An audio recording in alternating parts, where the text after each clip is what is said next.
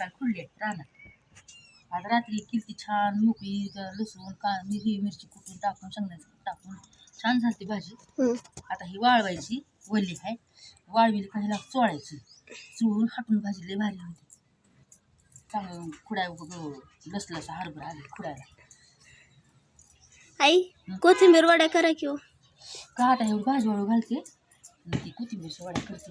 ही वाळू घालायचं झालं, आता कोथिंबीरच्या वड्या करते. आता बघून पुढे आज कोथिंबीरच्या वड्या करायला जरा पाणी उकळू द्यायचं ह्याला. आता हे सामान तयार करते. कोथिंबीर चिरून घेते, त्यावर आदळ येते. तो काही कोथिंबीरच्या वड्याला सामान घे. कोथिंबीर चिरून घ्यायची, मीठ टाकायचं, ह्याच्यामध्ये थोडं हिंग टाकायचं. हे काही त्याच्यासाठी हिरव्या मिरच्या, त्याच्यासाठी लसूण, हे थोडे जिरे आणि काही बेसन पीठ. आता ही चिरून घेते कोथिंबीर त्याच्यासाठी. आता ही कोथिंबीर आधी धुवून घेते, पुन्हा चिरून घेते. आता ही धुवून घेतली आहे कोथिंबीर. आता ही चिरून घेते आणि मिरची लसूण वाटून घेते त्याच्यामध्ये. आता याच्यात थोडी मिरची टाकून घेते, जिरे टाकून घेते आणि यात मीठ टाकते थोडं.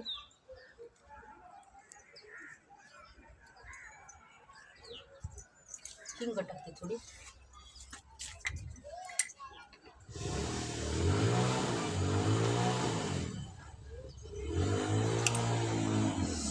कोथिंबीर टाकून घेते. कोथिंबीर टाकून घेते. आता हे सगळं घालून घेते एका ठिकाणी.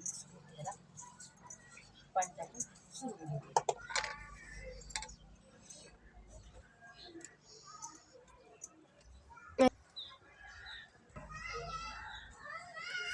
त्याला तेल लावून घेते. साडीला ह्या साडीमध्ये असं छुट्या हाताने उकडून निघते.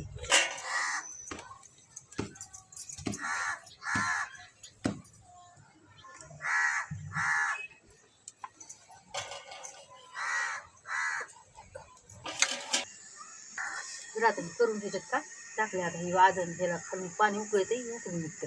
झाकून ठेवते याच्यावर जरा. ते उकळले. आता ही जिथे काढून ह्याच्या वड्या पाडते. कडे ठेवले. आता ही तळून घेते. आपल्या आता तेल टाकून घेते, जरा गरम होते. आता ही चिरले बारीक फोडी काढल्या चिरून. आता ही तळून घेते, तेल गरम झाले की ह्याच्यामध्ये तेलामध्ये तळायचं जरा.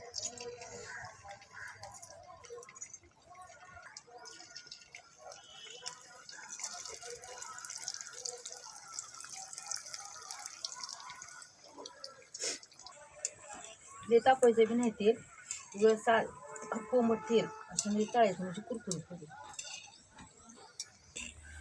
जास्त आपली की अशा कडक होतात.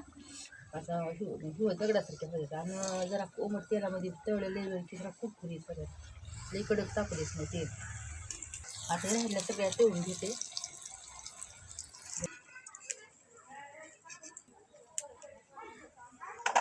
छान कुरकुरी झाली. लई कडक तेला तळली की कडक होते. लई कोमळ जरा बारीक तेलामध्ये बारीक जाळावर तळले का कुरकुरीत होते चांगले.